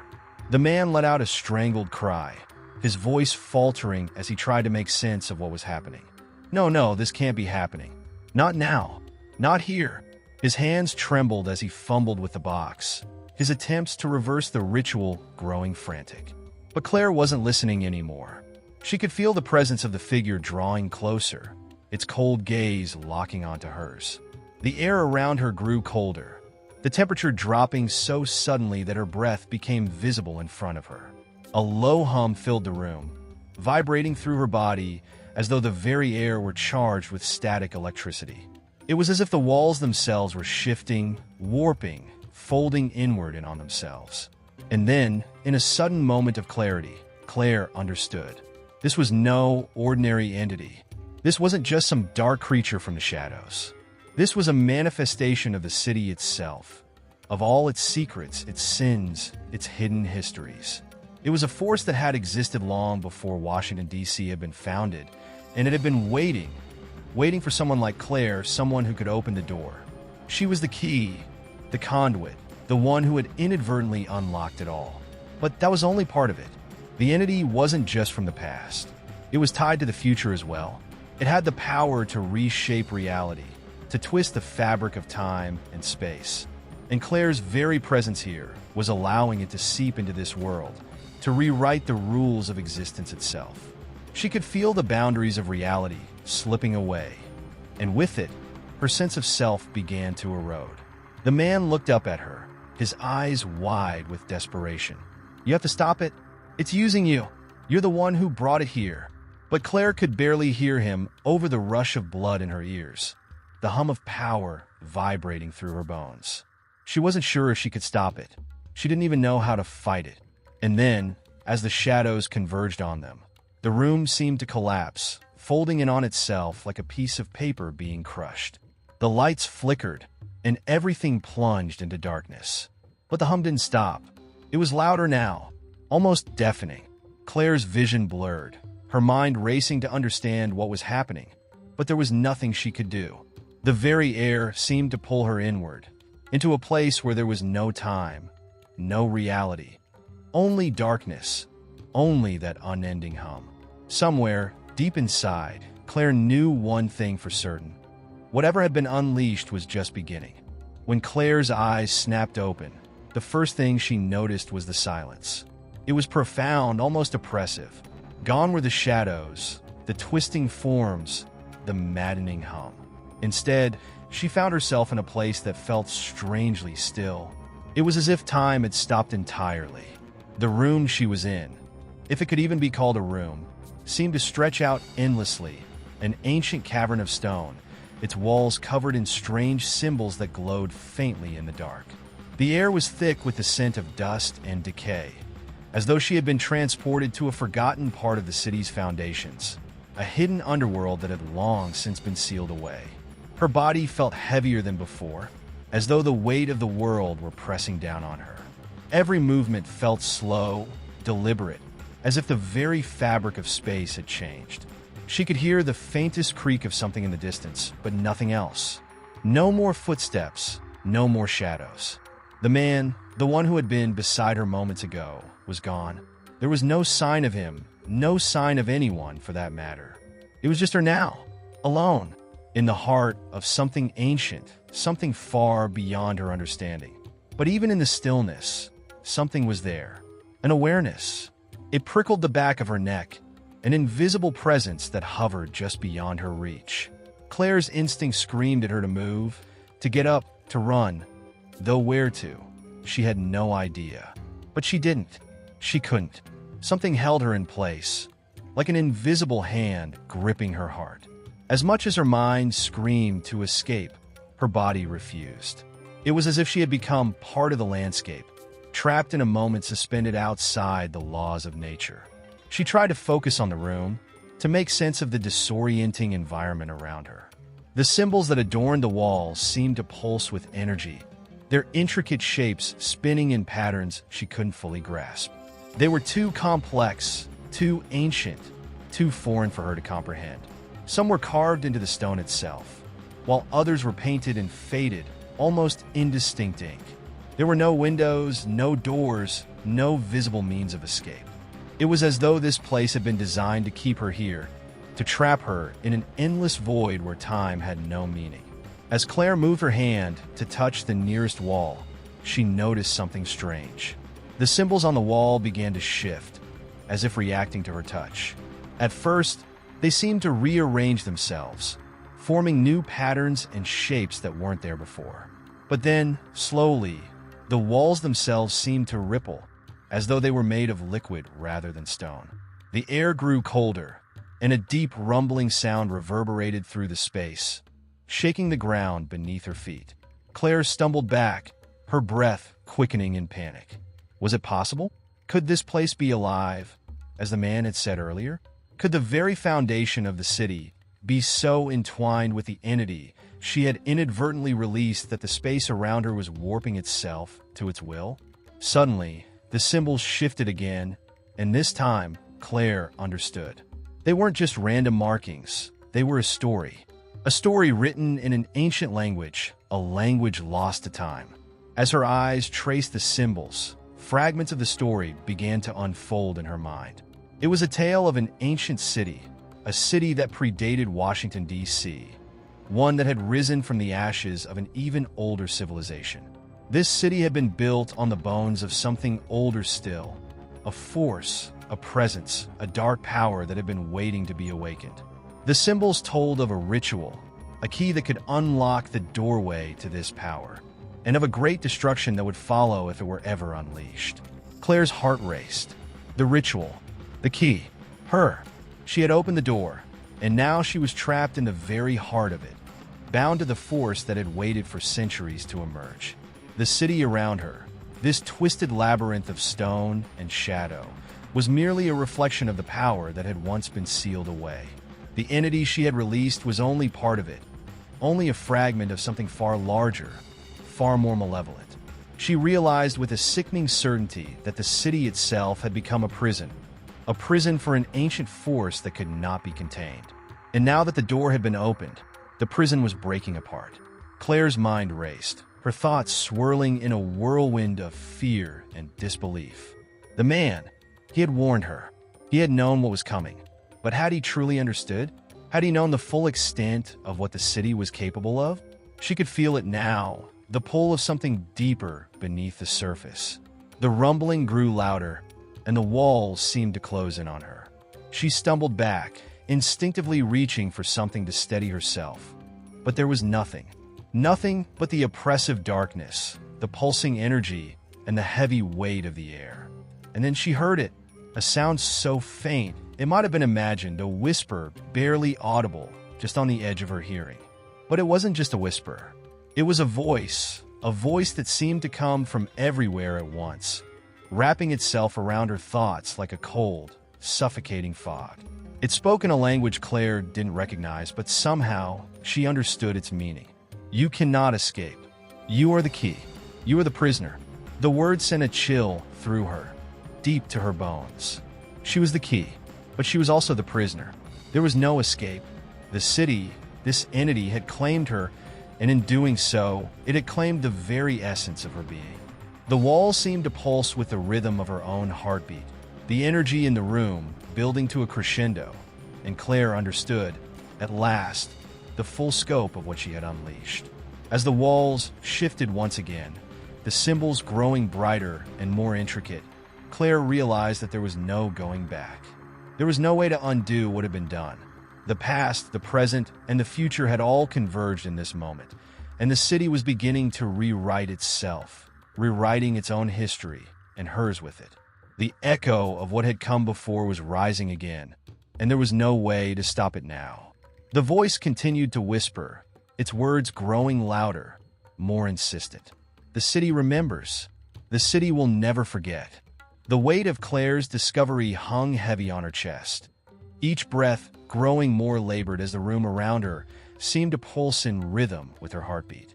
The voice, now no longer a whisper but a cacophony, resonated throughout her mind, drowning out any sense of clarity.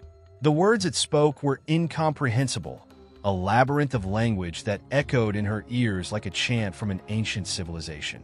The more Claire tried to resist it, the stronger the presence became. It wasn't just in her head, it was in the very air she breathed. She could feel its power curling around her thoughts, seeping into the corners of her consciousness. This place, this hollow city, had become something more than just a structure. It was alive. It was feeding on her fear, on her confusion, and in turn, it was growing stronger. The walls, once static, now seemed to breathe in and out, expanding and contracting in time with the energy that swirled around her. It wasn't a physical change, but something deeper, an unsettling shift in the very essence of the space.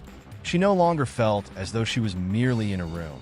She felt as though she was part of it, a cog in a machine too vast to understand. The voice continued to echo, but Claire tried to block it out, focusing instead on her surroundings. The symbols on the walls were no longer just images. They were moving, shifting in ways that defied reason. They formed intricate patterns, weaving in and out like a tapestry of chaos. And she could almost swear she saw faces in the symbols, silent faces, their eyes wide with fear, their mouths open in screams that had long since been silenced. The faces seemed to be looking directly at her, as though they were aware of her presence, aware of the fact that she had broken the seal. The realization hit Claire like a wave. This city had been designed to trap something, and that something was still here. The walls, the symbols, the very air, all of it had been constructed to imprison whatever force lay at the center of it all. She had been brought here, not by accident, but because the city itself had been waiting. It had been waiting for her, for the one who would unlock its secrets and release the force that lay dormant within. But why her? Why had the city chosen her? The man had spoken of the ritual, but Claire still didn't fully understand the significance of the part she had played. It wasn't as if she had sought out this power. She hadn't even known it existed. And yet, here she was standing at the heart of this hollow city, as its dark history unfolded around her. The force that had once been sealed away was now free, and Claire was its unwilling conduit. She wasn't just the key, she was the anchor that held it in place, the link between the world she knew and the darkness that lurked just beneath the surface. As the symbols on the walls began to spin faster, Claire felt the ground beneath her feet tremble. It was a subtle vibration at first, but it quickly grew in intensity until the entire room seemed to shake. The air became thick, oppressive, as though the very atmosphere was alive, pressing in on her from all sides. The rumble she had felt earlier returned, growing louder, more pronounced, until it felt as though the walls themselves were groaning under the weight of some immense pressure. Claire stumbled back, her mind racing. The walls weren't just shifting, they were breaking apart. Cracks appeared in the stone, small at first, then spreading like veins through the structure. And then, as though in response to the pressure, the cracks began to glow with an eerie light. The symbols on the walls seemed to pulse in time with the cracks, as if they were alive, as if they were feeding on the energy that surged through the room. In a panic, Claire tried to move, but the ground beneath her seemed to shift, as though the very foundation of the city was altering itself. She stumbled again, this time falling to her knees, her hands scraping against the cold stone. The rumbling intensified, and the walls seemed to close in around her, pushing her toward the center of the room. There was nowhere to run, no way to escape.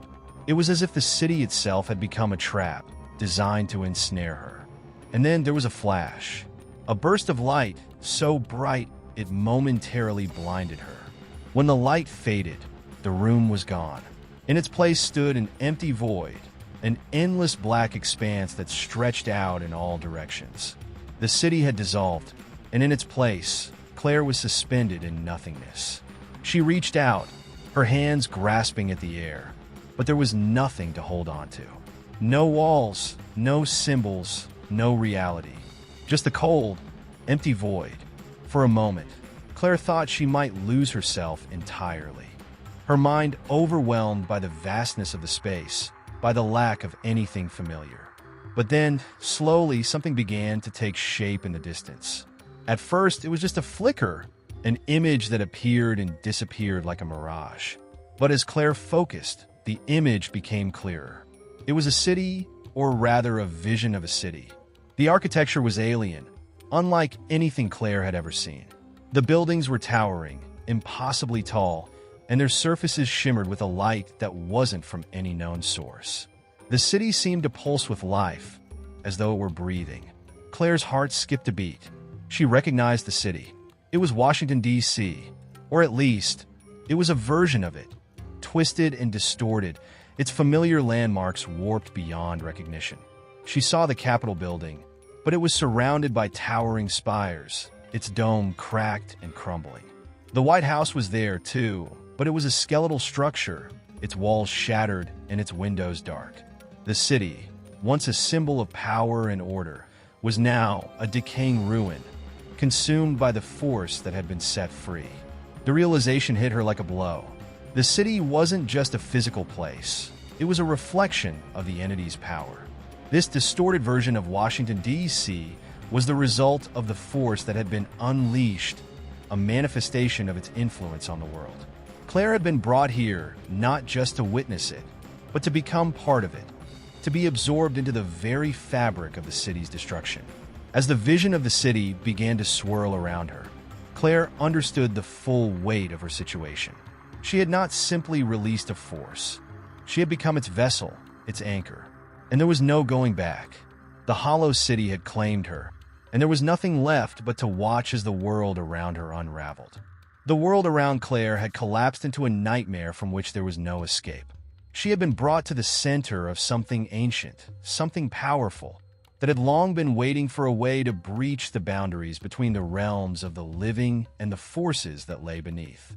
The hollow city, the echoes of its long-forgotten secrets, had been a gateway, a nexus for the awakening of something far darker than Claire had ever imagined. But what unnerved her most was the realization that she wasn't just caught in the middle of it. She was its agent, its unwitting conduit.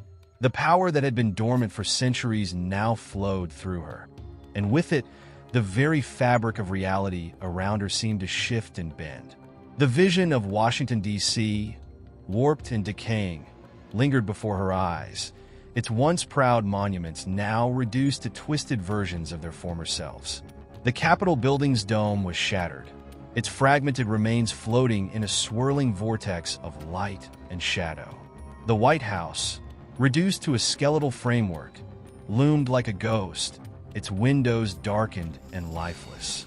It was as if the city, once a symbol of power and order, had become the embodiment of decay and ruin, its identity fractured beyond recognition. But as Claire stared at this vision of destruction, something began to stir within her. She could feel it, a pulse, a rhythm that matched the beat of her own heart, resonating in the very core of her being. The force that had been unleashed was not simply a force of destruction. It was a force of transformation. It was reshaping the world around her, altering the very laws of nature and reality itself. The lines between what was real and what was not had become blurred, and Claire found herself standing at the precipice of an unfathomable abyss. She could no longer trust her senses, for they had become unreliable. The air around her was thick with an otherworldly energy, and every breath she took felt heavier than the last, as though the atmosphere itself was tightening around her. The ground beneath her feet seemed to shift, as though the very earth was alive, and she struggled to maintain her balance as the city, both the real and the distorted version, seemed to tilt and sway.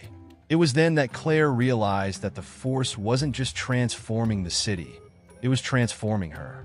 She could feel the power coursing through her veins, twisting her thoughts, warping her perceptions. Her body felt different, as though the boundaries of her physical form were dissolving, melding with the very air and energy that surrounded her. She could see herself reflected in the cracked remnants of a nearby mirror, but the figure staring back at her was no longer the woman she had once known. Her eyes were darker, her face pale, and her expression was hollow, as though she had been drained of everything that made her human. It was as if the power of the hollow city was consuming her, leaving behind nothing but an empty shell. A voice, familiar yet distant, echoed in her mind, a whisper that clawed at her consciousness. "You cannot escape," it said, its tone both comforting and threatening. "You have become part of this place. You have unlocked the door, and now you will remain here, trapped between worlds, between realities." The words seemed to vibrate in the very air around her, amplifying with each repetition. Claire tried to shake off the voice, but it only grew louder, more insistent. It was as if the city itself had a mind, a will, and it was using her as its instrument. Claire's breath quickened, panic rising within her chest. She had to escape. She had to find a way out before the transformation consumed her completely. But as she turned to flee, she found that the city had changed again. The once familiar streets of Washington were now unrecognizable, twisted into grotesque versions of their former selves. The buildings, once upright and proud, now leaned at impossible angles, their walls sagging as though they were made of soft clay. The air was thick with an oppressive fog, and the distant hum of the city had become a low, discordant sound, like the groan of a dying animal. The sky above was no longer blue, but a sickly shade of green, swirling with dark clouds that crackled with unnatural energy. It was then that she saw them, figures moving through the fog. At first, they were mere shapes, shadows that flickered at the edge of her vision. But as she stepped closer, the shapes became more distinct. They were people, or they had once been. Their bodies were twisted, their faces obscured by hoods or masks, their movements jerky and unnatural. They seemed to be drawn to her, their eyes glowing with a strange light as they shuffled toward her with a collective purpose. Claire's heart pounded in her chest as she realized that they were not alive, not in the way she understood life. They were like the city, fragments of something that had once been whole, now shattered and reassembled into something else. "Join us," one of the figures spoke, its voice a rasp, as if it hadn't been used in centuries. "We are the ones who have waited, the ones who have been reborn. You are one of us now." The figure reached out toward her, its hand long and skeletal, the fingers ending in sharp, claw-like nails. Claire recoiled, but the figure's touch was already upon her, cold and unfeeling. The sensation was like ice sinking into her flesh, spreading through her veins like poison. As the figure's grip tightened, Claire felt the force within her surge again, a violent wave that seemed to pulse in time with the rhythm of the city. The hollow city had claimed her completely. There was no escaping it now. She had become a part of it, her fate intertwined with the ancient force that had been set free. The city itself was alive, feeding on her fear, on her resistance, and on her soul. She was no longer an observer. She was a participant in its unraveling, a cog in the machine that was slowly dismantling everything around her. The figure's grip loosened, and Claire stumbled backward, gasping for air. She looked up to find that the twisted figures had surrounded her, closing in from all sides. There was no escape. The city had won. It had consumed everything that she had once known, and now it was consuming her. The hollow city, a place of decay and transformation, had taken hold of her completely, and there was no turning back. The world, her world, was unraveling, and there was nothing left to hold on to. The sensation of being trapped was overwhelming. Claire felt it seep into her bones, each minute stretching into eternity as she stood among the twisted figures that now encircled her. The hollow city had taken root within her very soul, its power pulsating through her veins like a slow, insidious tide. She was no longer herself. She had become something else, something that was neither fully human nor entirely part of the city. The lines between her identity and the world around her had blurred beyond recognition.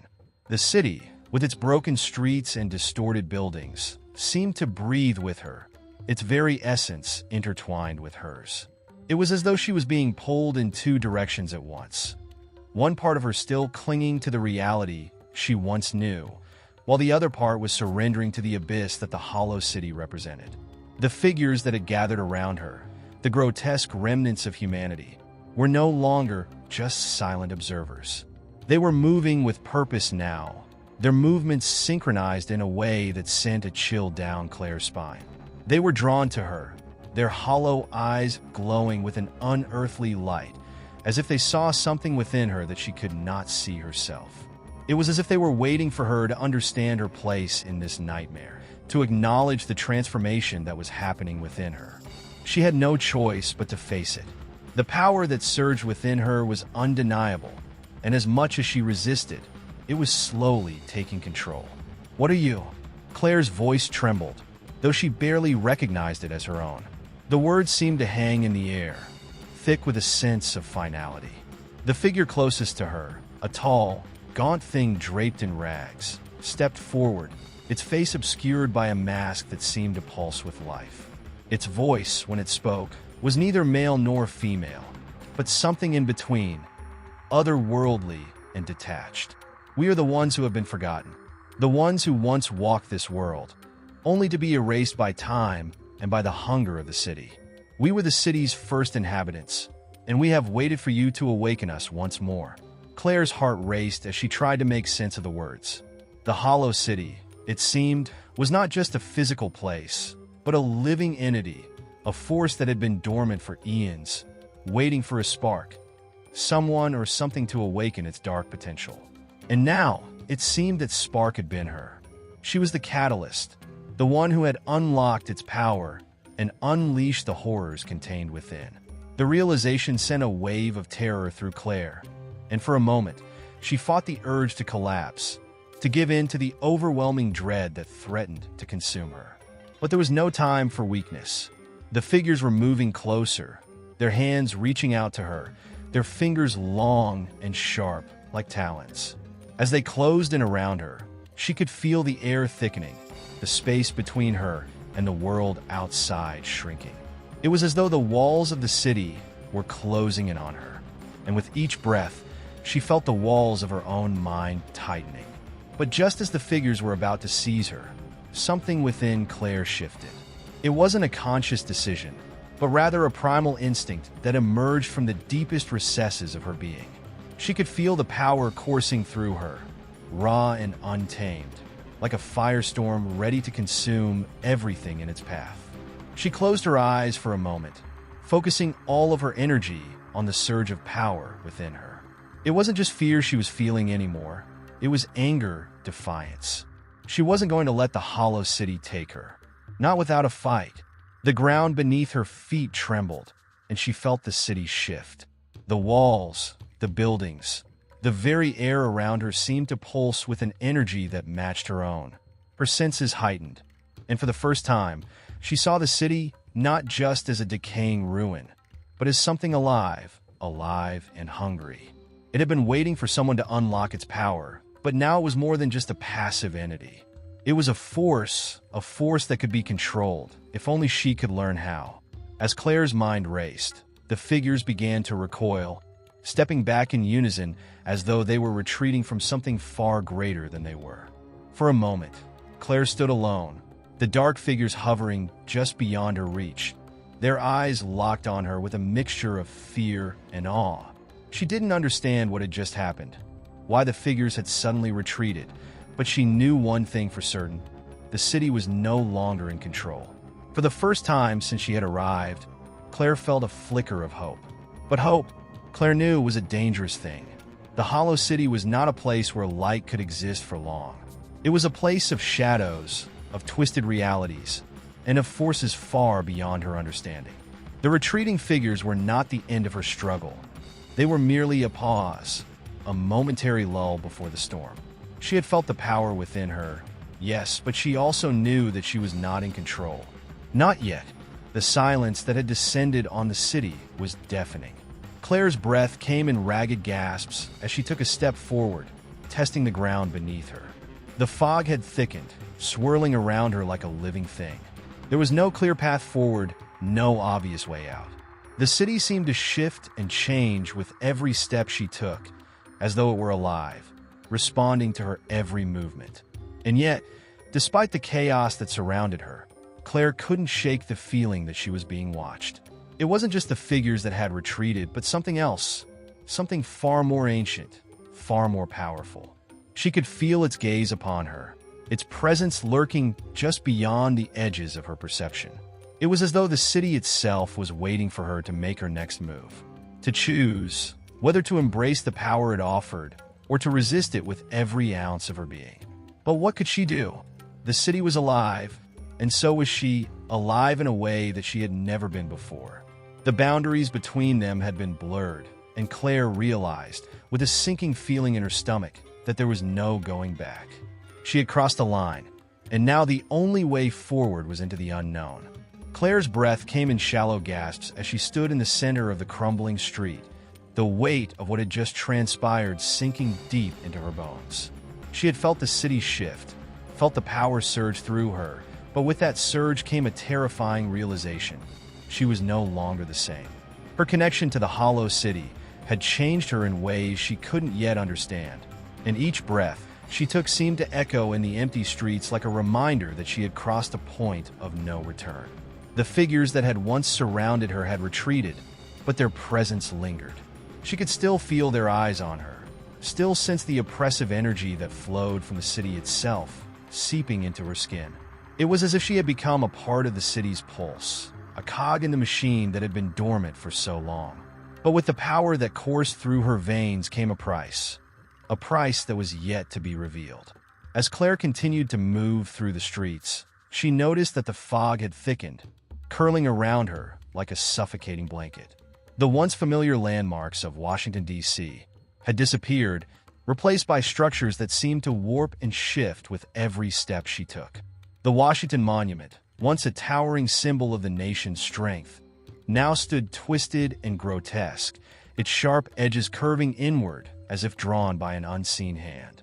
The White House, once a symbol of power and authority, was now an empty shell, its windows dark and hollow, staring out like the eyes of a forgotten god. The air was thick with the stench of decay, but there was no wind to carry it away. It hung in the atmosphere, suffocating, oppressive. It was as if the city itself was dying, or perhaps, as Claire now feared, it was in the process of being reborn. But rebirth, she knew, came at a cost, and that cost was yet to reveal itself fully. Claire's thoughts were interrupted by a low, guttural sound coming from behind her. She spun around, heart pounding, and found herself face to face with the figure that had spoken to her earlier. The one with the mask that pulsed with a life of its own. It was standing a few feet away, its form now much closer than before, its presence looming over her like a shadow that stretched far beyond its physical form. The figure's hands were outstretched, its fingers curling toward her with an almost hypnotic grace. "You are not ready," the figure said, its voice barely a whisper, but filled with an undeniable power. "The city has chosen you, but it will consume you if you do not understand what it truly demands." Claire took a step back, her mind racing. "What do you mean? What does it want from me?" The figure cocked its head, as though considering her words before responding. "It wants everything. The city is not just a place. It is a force, a hunger. It is a reflection of what the world has forgotten. And you have awakened it, but it will not give you its power freely. You must sacrifice something in return." The word struck Claire like a physical blow, and for a moment, she felt as though the ground beneath her was about to give way. Sacrifice. The word echoed in her mind, and she realized, with growing horror, that she had not only embraced the power of the city, but had also become its pawn. Whatever power she had gained, it came with a price she had yet to fully comprehend. "How do I stop this?" she demanded, the urgency in her voice cutting through the oppressive atmosphere. The figure did not answer immediately. Instead, it took a slow step forward, its movement graceful and fluid, like a predator circling its prey. "You cannot stop it," it said softly. "You can only delay it. The city will claim what it is owed, and there is no escaping its hunger." But perhaps you can change the terms? The figure's words left Claire reeling. Change the terms? Was it even possible? The hollow city had consumed everything. Her sense of self, her understanding of reality. How could she hope to change the terms of something so vast, so all-encompassing? It felt like trying to fight against the tide, an impossible struggle that would only lead to her drowning. But there was a flicker of something within her, something more than fear. It was a spark of defiance, a glimmer of the person she had been before the city had taken hold. She might have been forced into this nightmare, but she wasn't going to surrender to it without a fight. She couldn't. Not when so much was at stake. What if I don't want to give up anything? Claire asked, her voice stronger now, though it trembled with the weight of her uncertainty. What if I refuse to pay the price? The figure's mask seemed to pulse with a dark energy, and Claire could feel the tension in the air shift. Then you will become the price, it replied, its voice cold and final. The city will claim you, body and soul, and you will be lost to it forever. There will be no escaping the hunger once it has been awakened. The weight of those words hung heavily in the air, and Claire felt the full force of her situation pressing down on her. The hollow city was not just a place of decay.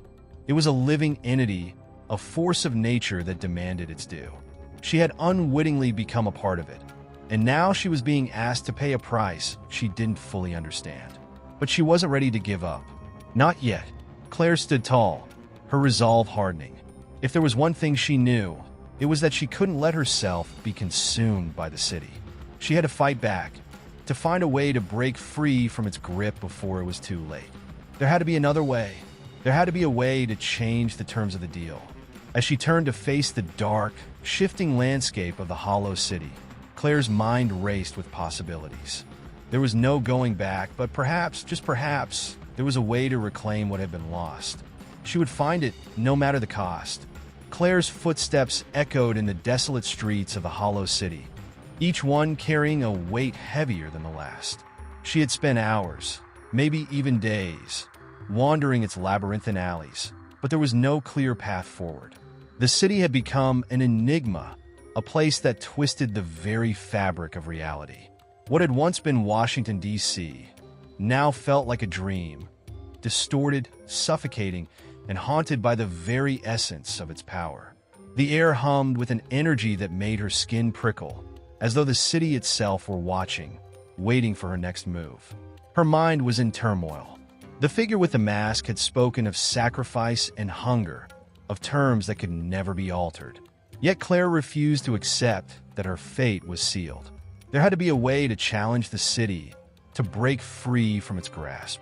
After all, hadn't she always fought for control over her own destiny? Why should this be any different? The city's twisted skyline loomed above her, casting long, sinister shadows across the street. The broken monuments and derelict buildings seemed to mock her struggle, as though they were all part of the same grand design, an inescapable prison. But there was something within her, something deep and primal, that refused to be consumed. The hunger the figure had warned her about, it wasn't just the city's. It was hers as well. She had tasted the power, felt its pull, and it had become a part of her. But what kind of price was she willing to pay? Claire stopped in her tracks as the thought hit her like a bolt of lightning. The city was not just feeding off of her. It was feeding off of the very rebellion she had sparked within herself. It was the chaos, the dissonance that gave it strength. If she could break that cycle, perhaps she could strip the city of its power. But how? How could she possibly reverse the hunger that had already been set in motion? It was then that she noticed something, a glimmer in the distance, barely visible through the swirling mist. She had seen it before, but now it was more defined, more tangible. The faint outline of the Capitol building, or at least what remained of it, stood like a monolith in the midst of the fog.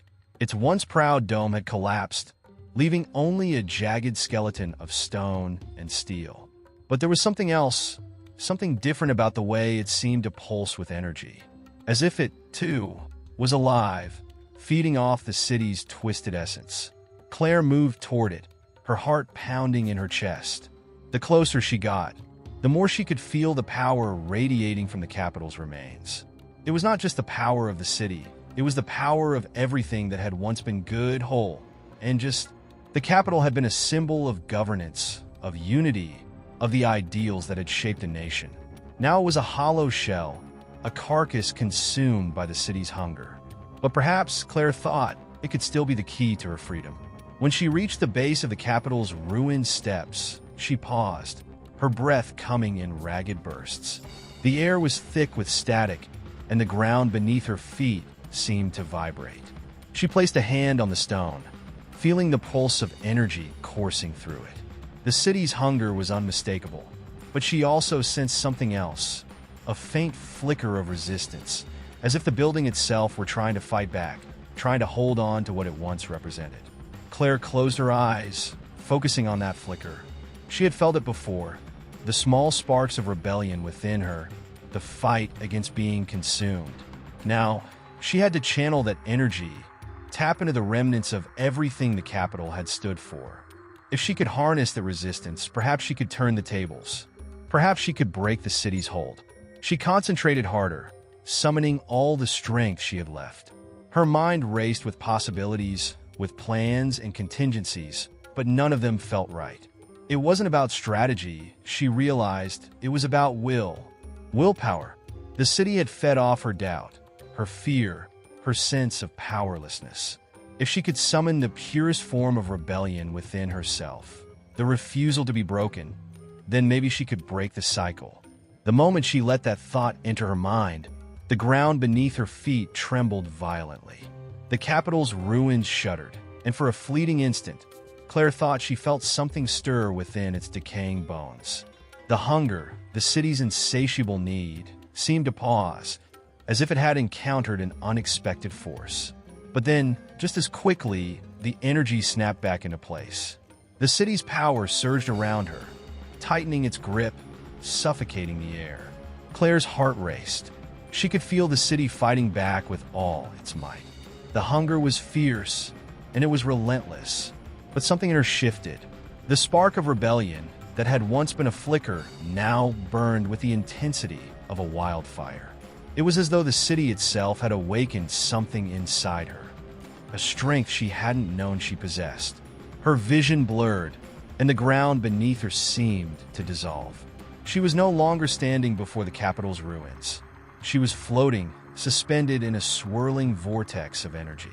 The city's power enveloped her, its hunger clawing at her from all sides, but she refused to yield. She wasn't going to be consumed. Not this time. The vortex grew darker, the hunger intensifying, but Claire's will was unshakable. She pressed forward, focusing on that flicker of rebellion, that refusal to be swallowed whole. She could feel the city's power waver, its control slipping just for a moment. And in that moment, Claire knew she had struck a blow, no matter how small, against the hunger that had consumed Washington, D.C., and everything it had once represented. But as the darkness surged back, threatening to overwhelm her, Claire understood the truth. This was only the beginning. She had not broken the cycle. Not yet. But the city was no longer invincible.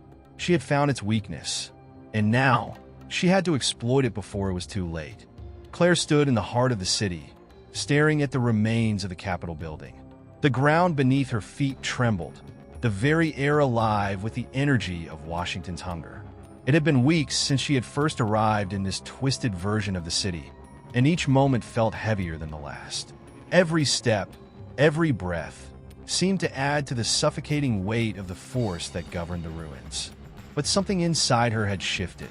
The hunger, the gnawing, all-consuming force that had once seemed unbeatable, no longer felt like an insurmountable barrier. It felt like a challenge, a puzzle to solve. She had learned a crucial truth over the past few days. The city thrived on rebellion, but it also feared it. The hunger wasn't just a natural force. It was a construct, something that had grown from the very desire for power and control. The city had been built on ideals, on dreams of governance and justice. And now, in its decayed state, it was trying to feed off of those very ideals. But Claire had realized that it was possible to turn those ideals against the city, to reclaim them and forge something new. She wasn't just a survivor anymore.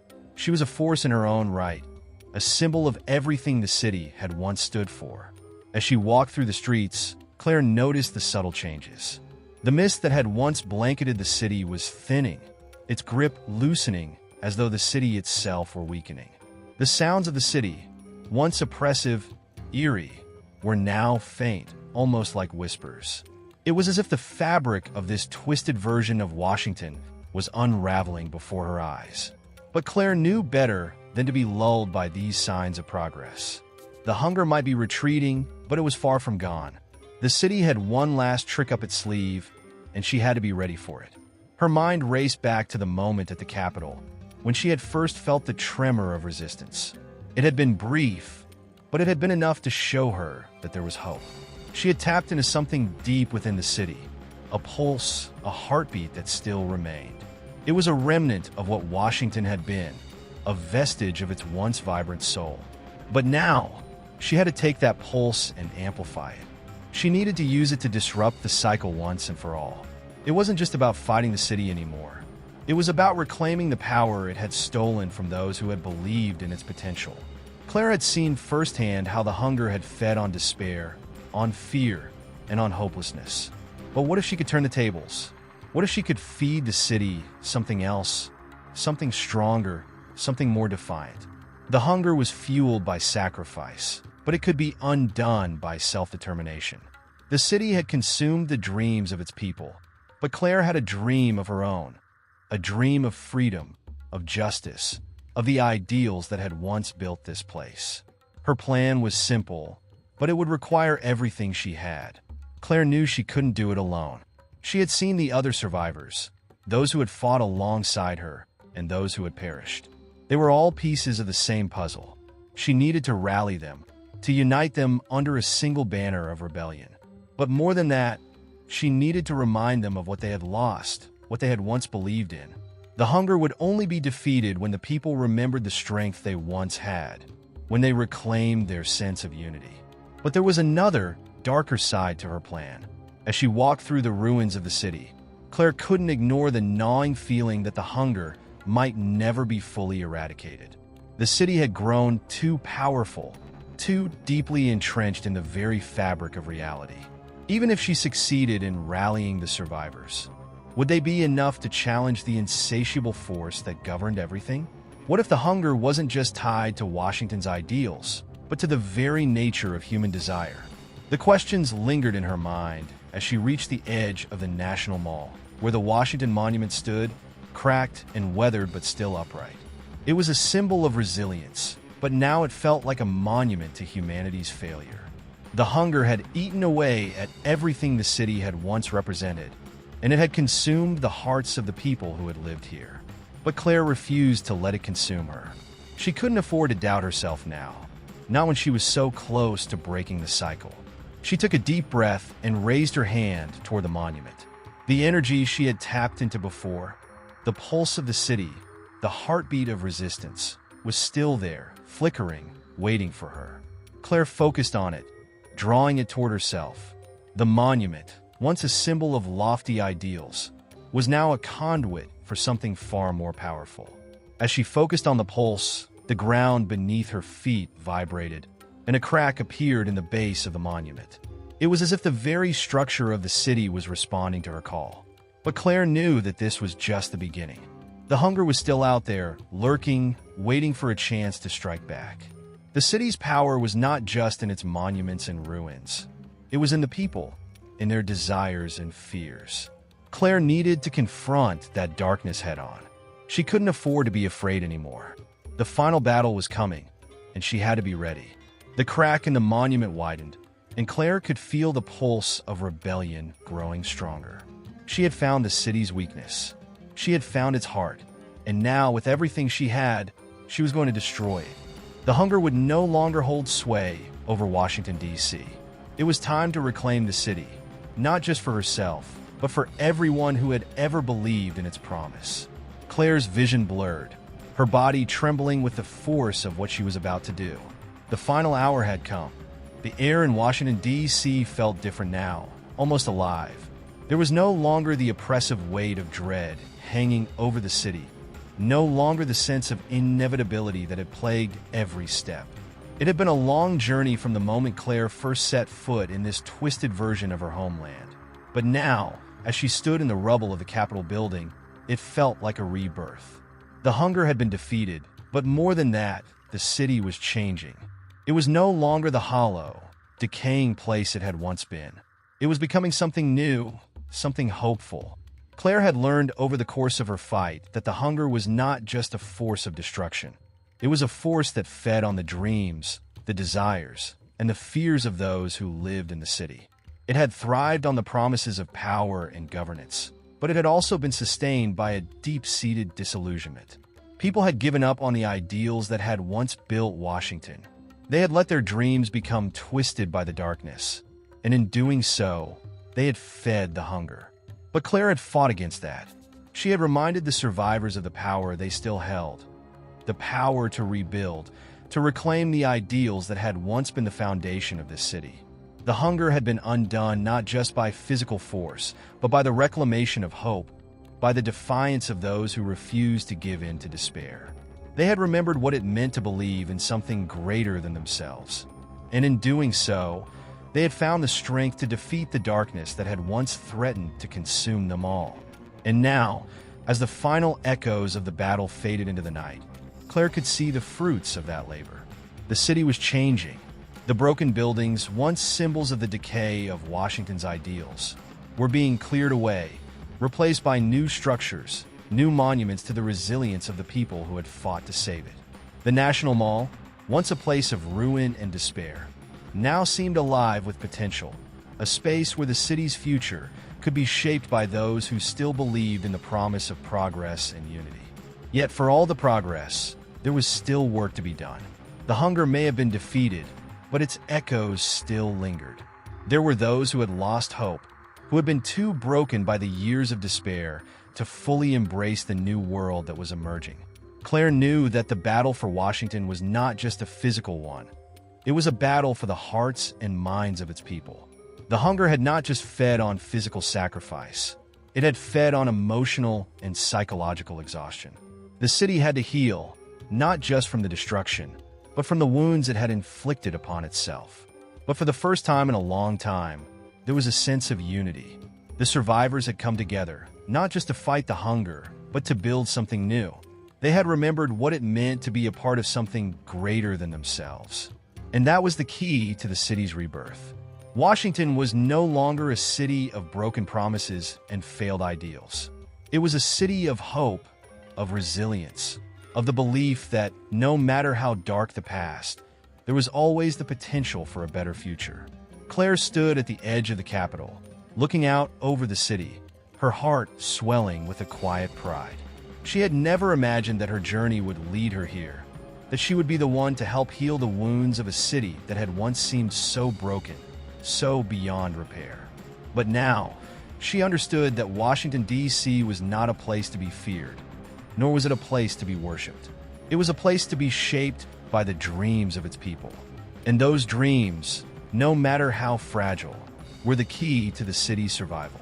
The hunger had been a powerful adversary, but it had only been a reflection of the fears and desires of the people who had lived here.